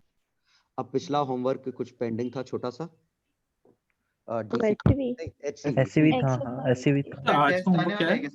तो आज का होमवर्क क्या है? होमवर्क अभी डिफाइन करूंगा, क्वेश्चन मार्क लगा बाद में डालो। Is yet to be defined. Okay मेरे पास एफसी वर्मा नहीं थी जब मैं लिख रहा था, दूसरे कंप्यूटर पे बना रहा था। और सर आपने डीसीटी का भी नहीं किया? डीसीटी में भी मुझे डीसीटी भी नहीं थी मेरे पास। हाँ सर। अच्छा यस सर। हाँ सर टेस्ट आने वाले हैं। आप सर आपसे जरूर 2 क्लास बाद। कल टेस्ट है सर कल तो सर मैथ्स का कल टेस्ट टेस्ट है। है पहला क्लास बाद क्या? सर मैथ का टेस्ट सर है। कल का कैंसिल करवा दिया, अब 2 क्लास का टेस्ट तो है ही। अरे ओ रहने दो, नहीं सर सही है, सही है, सब सही है। मैथ्स के टेस्ट मैथ्स तो सही चल रहा है। जॉइनिंग टेस्ट कैंसिल कर। जिंदर सर तो होगा, क्लास की जगह होगा ना? हाँ सर क्लास की जगह वो तो क्लास की जगह ले रहे हैं। वो सर बहुत सही चल रहा है वो। हाँ सर वो प्रैक्टिस का बेस्ट है। हाँ अपन कहाँ थे इसके? सर एक डाउट था सर। बोलो सर आपसे सर टेलीग्राम पे पूछा था कि जैसे हम प्लेन में जाते हैं तो सर वहाँ पे कान थोड़े सुन से पड़ जाते हैं सर, वो कब पूछा? मुझे तो नहीं मिला। सर आप सर ऑनलाइन ही नहीं आए। अरे कैसे नहीं ऑनलाइन आए? आए थे नहीं सर मैंने बाद में किया था क्लास पे। नहीं अब तो तुम्हें स्क्रीन शेयर डेंसिटी ज्यादा होगी ना। ये होता है ना कि नॉर्मली जो प्रेशर का वो आदत होती है हमारे कानों को, वो नहीं मिलता, लो प्रेशर एरिया आ जाता है। पानी के अंदर और डेंसिटी ज्यादा, आसमान में दोनों से आटने से हो जाते हैं। और शेर वाला। हाँ कहाँ पूछा? देखो पिछला ये, हाँ सर समझ गया, ये कौन है? अभिषेक है ना? सर वो ना सर हर्षित। हर्षित कहाँ है? ये अभी पूछा होगा। ओके 10 हाँ सर। ये जरा बताना तुम्हारे पिछले डाउट कहाँ है? सर वो क्लियर कर दिया था। ओके जिंदगी में पहला डाउट पूछ रहे हो? नहीं सर तो मतलब कम पूछता हूँ सर, लेकिन पूछ लेता हूँ। ठीक है मीटिंग में आए यही बहुत है यार। हाँ तो पूछा करो। एक डाउट था कि जब हम अपने प्लेन में जाते हैं तो प्लेन के साउंड से कान थोड़े सुन्न से पड़ जाते हैं। अरे वो तो प्रेशर डिफरेंस, वो प्रेशर डिफरेंस है। कान ऐसे सुन्न पड़, ये तुम्हारा कान है, ये कान का पर्दा है? कान के पर्दे को इधर P0 की आदत है। अंदर जो लिक्विड है, कान के अंदर जो भी लिक्विड है उसका भी प्रेशर रफली P0 है? बस ये एंजॉय कर रहा है, नेट फोर्स 0 है। तुम प्लेन में गए तो प्लेन में रिलेटिवली प्रेशर P0 से कम होता है। यहाँ P0 है तो एक बाहर की तरफ धक्का लगता है, उससे हमें वो फीलिंग आती है कि कान से निकल गया। अजीब सा लगता है ना कान में? हाँ सर पूरी इफेक्टिव थोड़ा कम हो जाता है। कांस्टेंट प्रेशर डिफरेंस है, इस वजह से हमें कानों के पर्दों पे स्ट्रेन आता है और वो हमें फील होता है। बिल्कुल ही बंद हो जाता है। क्या पानी के अंदर बहुत ज्यादा आता है ये। ये कौन से प्लेन की बात कर? लैंडिंग के वक्त लेकिन सही हो जाते हैं। तो लैंडिंग के वक्त सही हो जाते हैं। अरे इनिशियली हाँ ऐसा लैंडिंग के वक्त क्यों सर? मतलब एकदम बाहर निकलते वक्त होना चाहिए ना लैंडिंग के वक्त। अरे जो ही लैंडिंग करने लगते हैं तो वो अपने गेट ओपन करना चालू कर देते हैं, एयर के वेंट ओपन करना चालू कर देते हैं ना। देखा नहीं सर कभी। मतलब मजा ही है। आपने इतनी जल्दी आंसर कैसे कर दिया था सर वो क्वेश्चन का? किसने? वो मैंने आपसे कल क्वेश्चन पूछा ना सर, वो n वाला। हाँ उसमें आपने इतनी जल्दी कैसे कैलकुलेट कर लिया था सर इस चीज को? किसको? उसमें n की आपने रेंज इतनी जल्दी बता दी, वो कैसे कराते एक बार बता। वो आंसर तो पक्का है ना कि वो ही होगा। हाँ आंसर तो सही है, आंसर आपका सही था। वो जिंदर सर से संपर्क वो करा था सर, जिंदर सर भी थोड़े कंफ्यूज थे। वो थोड़ा उस समय कंफ्यूजन हो गया था, वो बता तो रहते हैं एरिया अंडर कर्व से, लेकिन वो इनइक्वालिटी में वो ऐसा होता है। लॉग ये रेंज आती है कुछ log n से 1 + log n के बीच में, ये ऐसी कुछ आती है। मैंने भी यहाँ एक बार इसका फॉर्मूला देखा था कहीं पे। ये बता तो रहा था, वो अप्रोक्सीमेशन से बता रहा था। इससे आ जाएगा। हाँ इसी से सर ने किया था। सर बता, एक मिनट जिंदर सर बता देंगे, क्योंकि एक मिनट जिंदर सर ने मुझसे भी डिस्कस किया था। तो वो सॉफ्टवेयर से एग्जैक्टली रेंज निकलवाई थी कि तो एग्जैक्ट वैल्यू अपन सर ने तो बता भी दी थी 31 पॉइंट कुछ ऐसा। सर ने खुद ही प्रोग्राम बना दिया। कोडिंग वो सर ने लिखी थी मैथमेटिकली? हाँ सर ने लिखी थी सर एक जगह C+ पे। सर ने लिखी होगी, C में थी वैसे। सर ने लिखी थी, उसमें बग आ रहा था तो उन्होंने मुझसे पूछा था कि बग क्यों आ रहा है। उन्होंने ये i/n सीधे कर दिया था जबकि आई को फ्रैक्शन बनाना था, वो फ्लोट बनाना था। फ्लोट बनाना पड़ता है। मतलब वो थोड़ा बग था वो लॉजिकल। ठीक है सर तो जब मैं मैथमेटिकली इसे करने गया था ना तो मेरा 53 से ज्यादा बड़ा n आ रहा था। अब सर बता देंगे। हाँ ओके सर, ये डिस्कस हो चुका है वो। ठीक है ओके सर। ओके तो पर कैंसिल बना दीजिए। चलो अब हम आ गए, बस हो गया। चलो अब मैं सर सर कैंसिलेशन है, बहुत हेडफोन चला रहे हो बच्चे। ये क्या होता है? क्वेश्चन अच्छा पूछा है उसने। अरे बाहर के नॉइज को कैंसिल कर एक्टिव नॉइज कैंसलेशन एक होता है और काफी कर्रा इफेक्ट होता है इसका। मैंने अभी तक खरीदे नहीं ऐसे हेडफोन, लेकिन एक बच्चा लाया था तो उसने दिखाए थे मुझे कि बाहर की नॉइज इतनी हाँ सर, बाहर की पूरी हटा देता है आवाज। बिल्कुल ही चले बिल्कुल जाते हटा कितने के आते हैं? और वो सर वो टेक्नोलॉजी बेस होते हैं ना, इलेक्ट्रिकल बेस। हाँ एक मिनट, कॉन्सेप्ट ये होता है एक्टिव नॉइज कैंसलेशन कहते हैं। तुम्हें ये समझ में आएगा कॉन्सेप्ट। ये ऐसे होता है, ये हमने ये पहन रखा है कान में, ठीक है। इसमें क्या होता है, एक माइक लगा होता है बाहर जो बाहर का साउंड लेता है, ठीक है।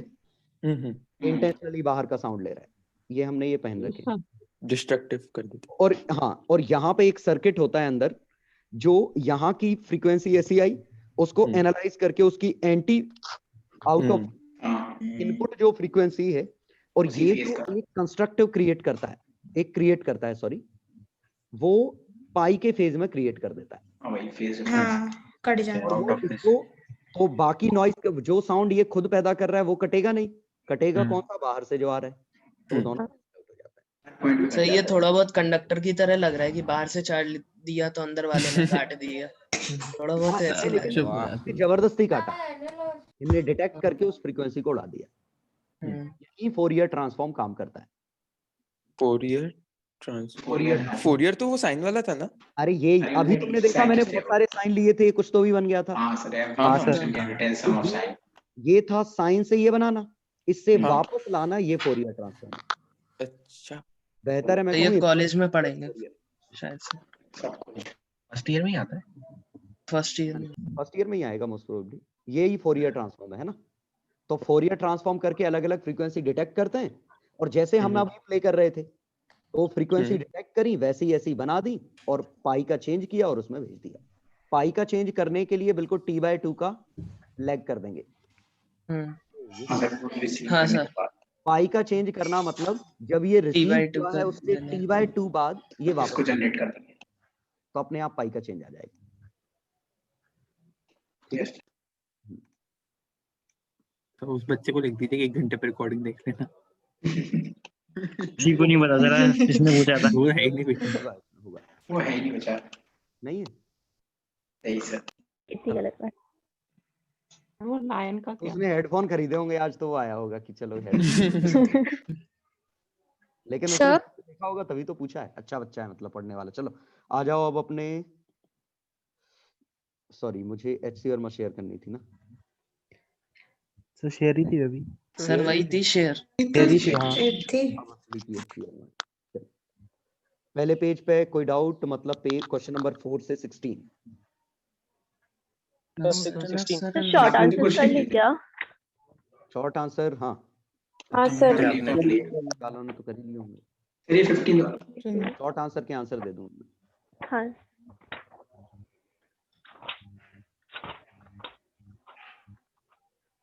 पहले का आंसर नो। क्वेश्चन में क्वेश्चन ये हवा चल रही है, हवा वेव मोशन पार्टिकल्स भी मूव कर रहे हैं। पार्टिकल अपनी जगह होते हैं, डिस्टर्बेंस आगे जाते हैं। यस सर, पार्टिकल ही आगे समझा दी इजीला नहीं क्या? ये क्वेश्चन समझा दी, पूछना क्या चाह रहे थे? अरे यार अंग्रेजी नहीं पूछना क्या चाह रहे थे वो नहीं समझ में आया। वही तो लिख पढ़ लो ना। वेव क्या होती है? तो सर माइल्ड विंड का चल सेंस रहे हैं और हल्की विंड ब्लो कर रही है। क्या वो विंड का ब्लो करना वेव मोशन है? Answer is no. एक पर्टिकुलर मोशन होता है वो तो डिस्टर्बेंस जाता है। पार्टिकल में ही रहते हैं। हाँ सर वही तो, फिर अगर नॉन विंड ब्लो भी कर रहे थे तो वो भी तो नहीं होता ना नहीं है ना। क्यों ब्लो कर रही? वो तो प्रेशर डिफरेंस की वजह से एक जगह से दूसरी जगह। ये तुम पैदल गए यहाँ से A से B में, तो ये वेव है? नहीं वही तो सर, क्योंकि जो पार्टिकल P था, जो पर्सन यहाँ, लेकिन यहाँ ढेर सारे पर्सन थे, इसने इसको धक्का, इसने इसको धक्का, और ये इधर गया, तो ये वेव। हाँ नहीं वो ठीक है सर, मैं कोई माइल्ड की जगह स्ट्रॉन्ग वेव विंड होती तो वो भी वेव नहीं होती ना। नहीं, अरे क्वेश्चन में अच्छा बनाना है उनको, सी शोर करना है, तुम समंदर किनारे हो और बहुत तेज हवा गोवा चली, के बीच पर। ऑब्जर्व करने से पहले ही उड़ गए। थोड़ा इमेजिनेशन। ये अच्छा लगे सर यार, आप फीलिंग आए। सर ऐसा बोल रहे हो ना आप कि जैसे लॉन्गिट्यूडनल वेव्स में थोड़ा थोड़ा एसएचएम करता है वो थोड़े एम्पलीट्यूड से, तो लेकिन नेग्लिजिबल। पार्टिकल तो अपनी जगह रहते हैं ऑन एन एवरेज। हाँ हाँ। On an average. हाँ और वो भी पर्टिकुलर मोशन होता है, हवा कहीं पे भी चल सकती है। स्पीकर में से आवाज निकली, कान यहाँ है, तो ये वाला पार्टिकल थोड़ी कान तक गया कि ये वाला आवाज आई रे। हाँ सर। कोई पोस्टमैन थोड़ी है जो लेके यहाँ गया, इसने बगल वाले से कहा, उसने बगल वाले से, उसने बगल वाले से, ऐसा हुआ है। शेयरिंग चल रही है। हाँ सर। समझ गए? हाँ relay race S plus S negative. कई बार ऐसे हवा चलने में भी आवाज आ जाती है। Telecast on reach out antenna, is this mechanical, non-mechanical? Mechanical. In which direction wave is positive, negative? X. Negative x. Negative x axis. Particle speed can never be equal to if the amplitude hence proved. Particle speed omega by k. और ये समझ गया ना, omega ही आ गया समझ में? हाँ sir, वो 2 पाई होता है। ये 2 पाई बाय लैम्डा। चलो पांचवा, two pulses identical in shape but inverted with respect to are produced at the instant pulses, pure kinetic. Pure kinetic. सारे मीन पोजीशन पे आ गए। सर आप इतनी जल्दी कैसे पढ़ रहे हैं क्वेश्चन? क्यों? सही पढ़ रहे हो? 5 बार पढ़ चुके हैं। नहीं आपको क्वेश्चन पता है ऑलरेडी कि आप पढ़ रहे हैं? नहीं, दो वजह हैं इसमें। या तो क्वेश्चन मुझे पता है, हाँ, और ये है कि मुझे सोचना नहीं पड़ता ना। सर आपको पढ़ के पता चल जाता है क्या मतलब आपको की पॉइंट्स पता है इस वजह से तुम पहले से आप अंदाजा लगा लेते हो ना सर, यही हुआ आगे। एक मिनट सर बोलना। हम क्वेश्चन कई बार बना भी चुके हैं तो हमें पता है कि इतनी लाइन से समझ में आ जाता है कि क्या। वो तो देखो ऑफलाइन क्लास नहीं थी, नहीं तो बच्चे डाउट पूछने खड़े होते हैं, शुरू करते हैं और हमें पता चल जाता है कि क्या पूछने वाले थे तुम। वो तो हुआ है सर, मेरे साथ भी हुआ एक बार। हाँ तुम सोच रहे वो आधा शुरू करते हो और हमें समझ में आ जाता है क्या बोल रहे हो। अभी भी सर पर्सनल तो समझ ही जाते हैं। हाँ एग्जैक्टली वही समझ जाते हो। हाँ ये एक्सपीरियंस है, समय के साथ कुछ तो सीखेंगे यार हम। हाँ sir. Can we component to dividend or no? Dimensionally wrong? No. Yes sir. Yes sir. ये 7 वाला समझा दीजिए। Small s positive phase constant 7.5 pi मतलब 1.5 pi। pi हटा सकते हैं इस पे? जी सर। ठीक है। Even pi हटा सकते हैं ना हम हमेशा से। Even pi। अच्छा ओके। तो 3 pi by 2 आया। ये फेज कांस्टेंट होता क्या है? ये phi। अच्छा वही है। हाई एंगल वाला जो था। क्वेश्चन नहीं समझ ला यहाँ 7.5 पाई लिखा था तो इसकी जगह और क्या 1.5 1.5 पाई लिख सकते हैं। हाँ सर आ गया। पॉजिटिव रखना है, हम लिख तो ये भी सकते थे, यस पॉजिटिव रखना है तो answer is 3 pi by 2। Sir ये 6th वाला क्या है? 6th वाला क्वेश्चन यूनिट नहीं है। अरे डायमेंशन अलग अलग हैं, तो करना तो सही होता है ना। वेलोसिटी जोड़ सकते हो नहीं बस। पर अगर ऐसे कोई फ्रैक्शन लिखा है तो ऐसे करना तो हमेशा ही सही मैथ है। में करना सही है, फिजिक्स आ गई ना ये। साइन के फंक्शन रेशियो की यूनिट है वहां पे। क्वेश्चन नंबर 8 कहां होता है? न्यूमेरिकली सही है, फिजिक्स के पॉइंट ऑफ व्यू से गलत है। क्योंकि मान लो एक पर्टिकुलर यूनिट के लिए तुम्हारा ये फॉर्मूला सही हुआ, अब मैंने अचानक वेलोसिटी की यूनिट बदल के फीट पर सेकंड कर दी, तो क्या फॉर्मूला अब भी सही होगा? ये सही होगा लेकिन ये गलत हो जाएगा।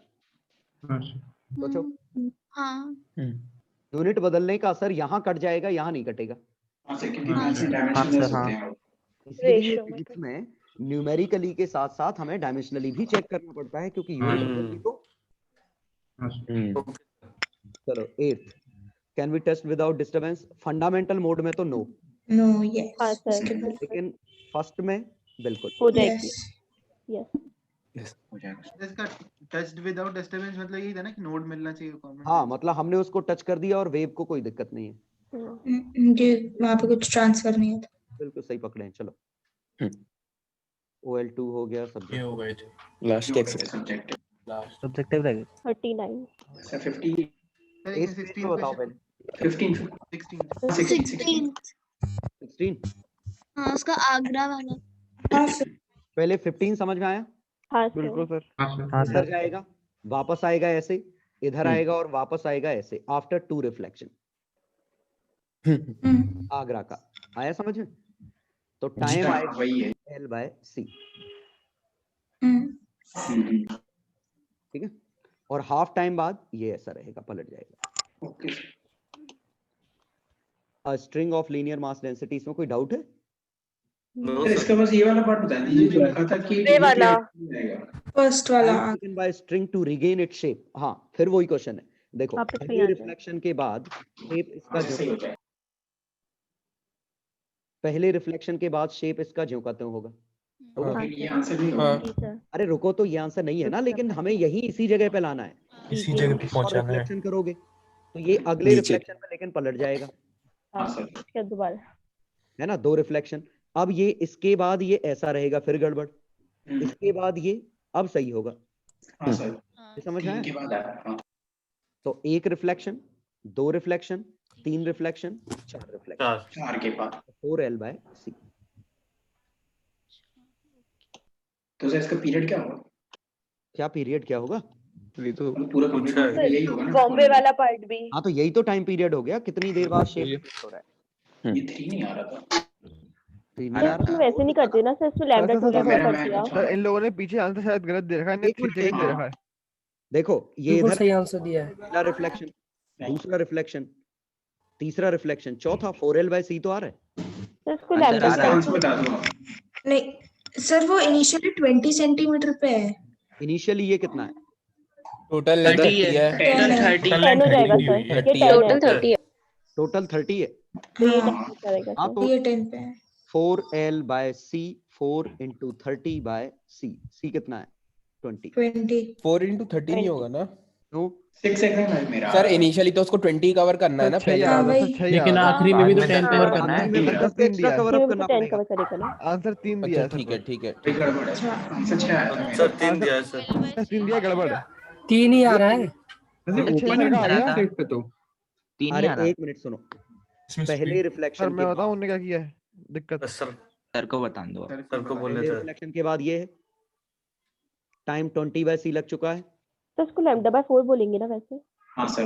λ/4 से क्या मतलब है? हमें λ/4 से मतलब ही नहीं है। एंटी नोड नहीं नोड तो मैं वैसे ही पूछ रही थी, अगर बोलते तो। नहीं बोलते। इसमें वेवलेंथ का मीनिंग ही नहीं है, रिपीट ही नहीं हो रही है। वही समझ में नहीं आ वेव रहा जा रही है।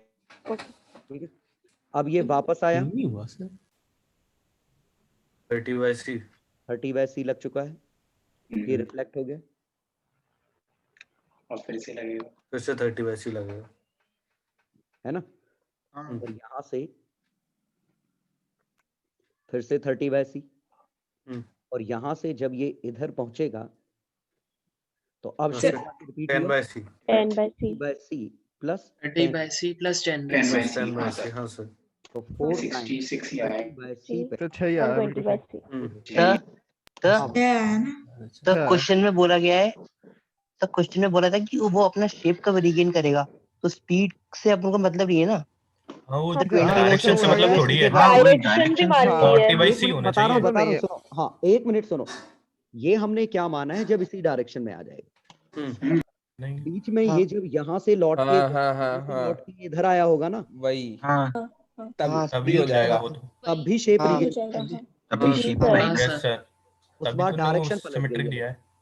है। हाँ तभी T/2 है। T/2 इसलिए 3 सेकंड, क्योंकि वो कंप्लीट पीरियोडिक की नहीं बात करें, वो सिर्फ शेप रिगेन करवा रहे हैं। हाँ हाँ सर। सही बात है। ओके। यही सर वो तो फर्स्ट पार्ट में करवाया है, सेकंड में तो पीरियडिक पूछ रहे हैं। नहीं तो पीरियोडिक इसका आंसर भी अलग है ना, ये पूछा है पीरियड के बाद ये अपना शेप रिगेन करेगा, तो शेप तो रिगेन कर लिया ना। ओके, पीरियडिकली चेंज कर।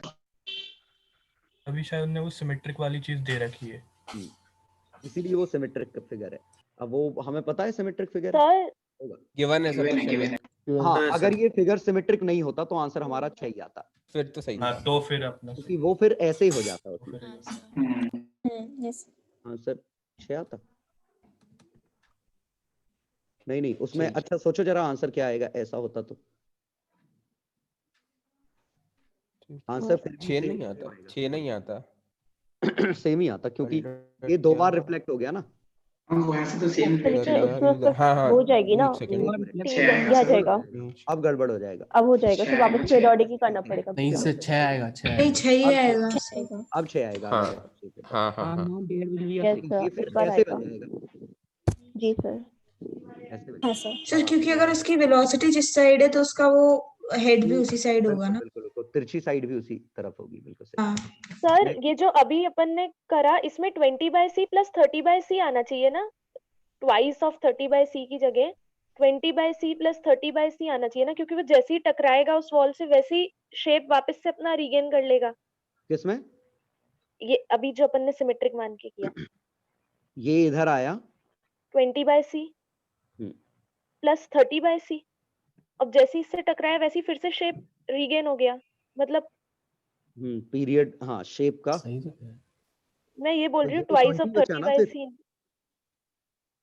ये तो 20 लेंथ है ना। 40/c नहीं ये 40 40/c आना चाहिए था। उस हिसाब से हाँ 40 सॉरी आएगा। 40/, हाँ वो good। हाँ सर आगरा वाले पार्ट का कैसे निकाला एक बार बता दीजिए। तो 40/c आया। चलो, assuming that wave is reflected, find the time taken। 40/c क्यों लिखा? आगरा ही तो बता रहा था यार मैं। हाँ सर तो 40/c क्यों लिखा है? उसको तो शेप रीगेन करना है 20/20, मतलब डायरेक्ट वहीं से रिफ्लेक्ट हो जाएगा तुरंत। अरे तो जा इस तरफ वापस रही ना वेव। हाँ तो ये शेप ही तो वहाँ से रीगेन वापस करना है। आने में कितना टाइम ली? तो सर इसी ठीक है, पॉइंट के ठीक अबाउट है। सिमेट्रिक है क्या सर? बस 40/c आया ना टाइम, पहले का आंसर। इधर शेप रीगेन करने का हाँ, यही 40/c सेंस है ना सही कि है, t बिल्कुल। बराबर 0 का हाँ। स्नैपशॉट और उस टाइम का स्नैपशॉट सेम हो जाए। हाँ वो वही समझ में नहीं आ रहा तो था। पहले का आंसर 40/c है। स्नैपशॉट सेम करना है। अब जरा हम देखते हैं दूसरे का आंसर क्या है। The shape of the string changes periodically with time. एक मिनट, आगरा कुछ और है क्वेश्चन, बॉम्बे कुछ और है, अलग अलग क्वेश्चन। हाँ अलग अलग है सर। अलग अलग क्या सर? हाँ बॉम्बे क्वेश्चन में तो फिर आंसर हमारा तो 40/c आया, लेकिन अगला जो आंसर आएगा अगली बार जब ये इस पे ही पहुंचेगा तो कब आएगा? 20/c और हाँ 20/c और लग जाएगा, क्योंकि ये ऐसे आता, ये ऐसे आएगा, फिर वापस आएगा। टोटल लेंथ 30 6 ही हाँ दो बार रिफ्लेक्ट करना पड़ेगा ना। सर ही होना चाहिए ना। अगर पीरियोडिक बोला तो उधर वेलोसिटी भी सेम होनी चाहिए ना। पता नहीं, हाँ रूल तो यही कहता है कि पीरियोडिक है तो वेलोसिटी भी सेम होनी चाहिए। हो जाएगी ना हाँ सर? सेकंड में तो होता है। पहले का आंसर इनने क्या दिया? दो पहले का तो सिंपल हो गया। पहला तो अपना सही दो है। दो पहला 2 है। पहला तो रीगेन करना था शेप बस। बॉम्बे 3। दूसरा का 3 सही है। सेकंड आ रहा है। नहीं नहीं सर 6 है। आपने 6 आ रहा है, आपने 6 आ रहा है। नहीं आ रहा सर। 60/20 हो जाएगा ना। 3 सेकंड में ये ऐसे हो गया। सुनो, 3 सेकंड में ये ऐसे बन गया है। हाँ वही तो। ये 3 सेकंड में ये पलट गया है। शेप तो सेम तो ही ये है तो ना। 2 सेकंड हो गया। शेप सेम तो कैसे? पीरियोडिक नहीं है ना। ऊपर नीचे ही तो हो गया सर, शेप सेम नहीं अरे है। तो ये शेप का तो है। 2 सेकंड हुई है अभी। तुम ऐसा बोल रहे हो यहाँ से जाके हर एक इंस्टेंट पे शेप सेम है। ये सेम का है। ऑड फंक्शन टाइप में हो गया। नहीं सर उसका पीरियड बोला तो ऊपर से नीचे हो रहा है फिर नीचे से ऊपर हो रहा है। हाँ उसी का पीरियड पूछा। पूरा कंप्लीट साइकिल को तभी टाइम तो 13 आएगा आंसर इसका। मुझे नहीं लगता ये पूछा है। सर ये नहीं टाइम क्वेश्चन पीरियड बता दो क्या shape changes periodically with time. हाँ उसको भी शेप पहले का आंसर 40/c और दूसरे का आंसर हमारा क्या आया था? 4 into 30/c। सर उसमें लिखा है कि क्या सर, मतलब वो उसको शेप शेप इस पीरियोडिक पीरियड से चेंज कर रहा है। चेंज तो का वो पीरियड पूछा पूछा है। उन्होंने। मैं शेप चेंज कर रहा दूसरे है शेप में जाने का दस टाइम। उल्टा हो किसी गया। का मतलब अपन को हाँ सर यही है। Tension root t/μ। Sir question में शेप चेंज का पीरियड पूछा है, हाँ सर। वेव का अरे पीरियड नहीं पूछा। कितनी देर में शेप चेंज हो रहा है वो पूछा है। हाँ स्नैपशॉट अपन को कैसा शेप दिखेगा? हमारा टाइम पीरियड के साथ मतलब अरे यार periodicity। तो स्नैपशॉट तो पूरी रस्सी का ऐसा बनेगा, ये शेप और ये शेप सेम है मतलब। नहीं वो ये तो यही पूछा पूछ कि रहे हैं कब different हो रहा है। उल्टा डिफरेंट कितने टाइम में हो रहा है, उल्टा कब होगा वो पूछ रहे हैं वो। ऐसा लग रहा है। हाँ वो तो दिया शेप ना। Change of the answer string. shape of the string। उससे भी देखा तो उसी से एक वही मिनट। कंफर्म कर। एक मिनट, वो हाँ इसको अंग्रेजी हम ऐसे भी ट्रीट कर सकते थे, वो थोड़ा कि कितनी देर बाद ये शेप अपना चेंज किया। हाँ सर वही। वही तो बोल टाइम पीरियड वाली चीज डिफाइंड ही अलग होती है ना। नहीं तो ये ऐसे है, ये गया वापस आया पलट गया। जी सर वही। हाँ सर ये उससे 3 सही है। पीरियोडिकली का सेंस क्या रह जाएगा? 60 लग तो जाएगा। अगर कोई पहली बार में आपसे पूछेगा टाइम पीरियड क्या होगा, आप तो ये बोलोगे ना कि स्नैपशॉट टाइम रिपीट पीरियड होना वर्ड चाहिए। यूज पीरियड डिफाइन कर दिया ना। टाइम पीरियड वर्ड यूज नहीं किया। सर पीरियोडिक किया किया है फाइंड पीरियोडिक टाइम उन्होंने period find this time period define किया ना पहले उस चीज को। का टाइम पीरियड किस चीज बस का? बस अब प्लीज कुछ मत बोलना कोई। वो अपने परसेप्शन पे हम इस क्वेश्चन को कैसे ट्रीट कर रहे हैं, ये अगर हम ये चेंज कर रहे हैं कि कितनी देर बाद ये पलट जा रहा है, ये टाइम इंटरवल की बात कर रहे हैं तो ये 3 सेकंड आ रहा है, और हम ये बात कर रहे हैं कि कितनी देर बाद ये अपने आप को रिपीट कर ले रहा है तो 6 सेकंड आ रहा है। तो वो क्वेश्चन से दोनों ही फीलिंग अपने आप आ रही है। क्वेश्चन में ये पता नहीं चल रहा है कि वो कब पलट गया, चेंजेस का मतलब क्या है, और यहाँ चेंजेस का मतलब हम मान रहे हैं कि हर इंस्टेंट पे चेंज। दो मीनिंग लेने पे 2 आंसर आ रहे हैं। तो पहले इनिशियली तो मुझे यही फील आई थी, अब वो आंसर कुछ और है तो हमने जबरदस्ती ये फील सोच ली। अगले पे आप 18 19 20 21 22 23 चलो सर, चलो चिल्ले। 25 26 27 सर आपने सारे में दिए थे। सारे नहीं दिए थे। हाँ इनमें सर जो सर 21 वाला सब- मैच सबसे कर रहा है, 20 पीछे कुछ और ही दिया है उसमें। वो थोड़ा सा जी के 9.8 ले जी 9.8 लेके करा होगा, कैलकुलेटर से हाँ। check। हाँ, हाँ वो थोड़ा सा चेंज आ रहा है। हाँ लगभग एक एक मिनट के अंदर आ रहा है। थोड़ा सिग्निफिकेंट फिगर है बस।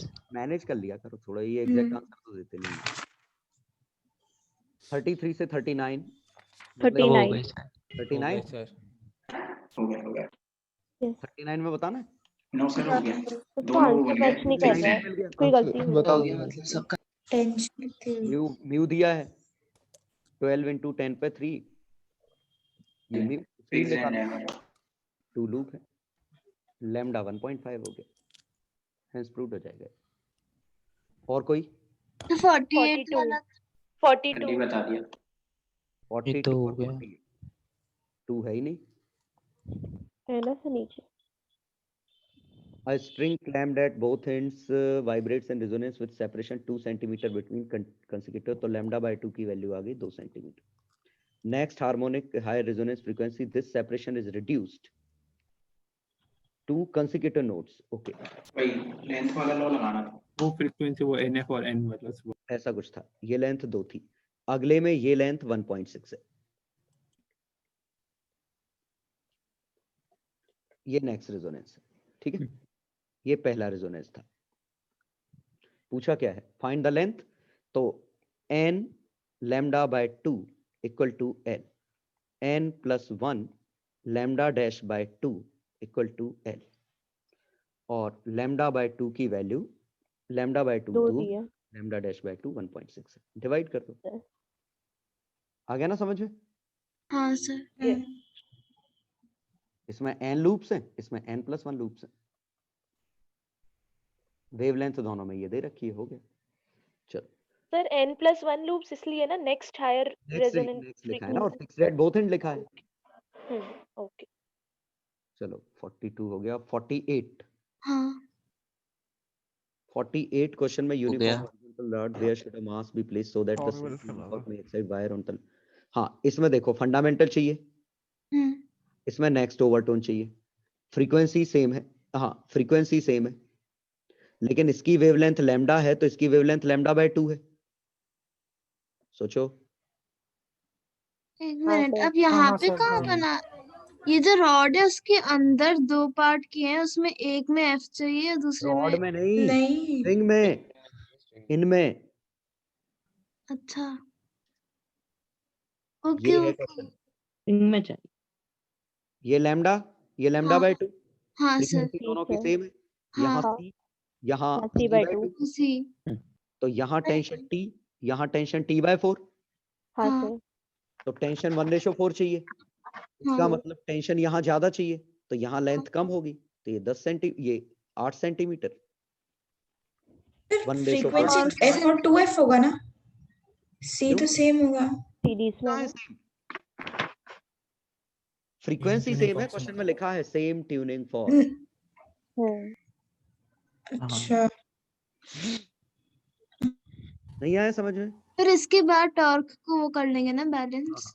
वो तो C और C by 2 मिल गया, टेंशन मिल गया मास पर यूनिट लेंथ सेम है तो टेंशन T और T by 4 होगा।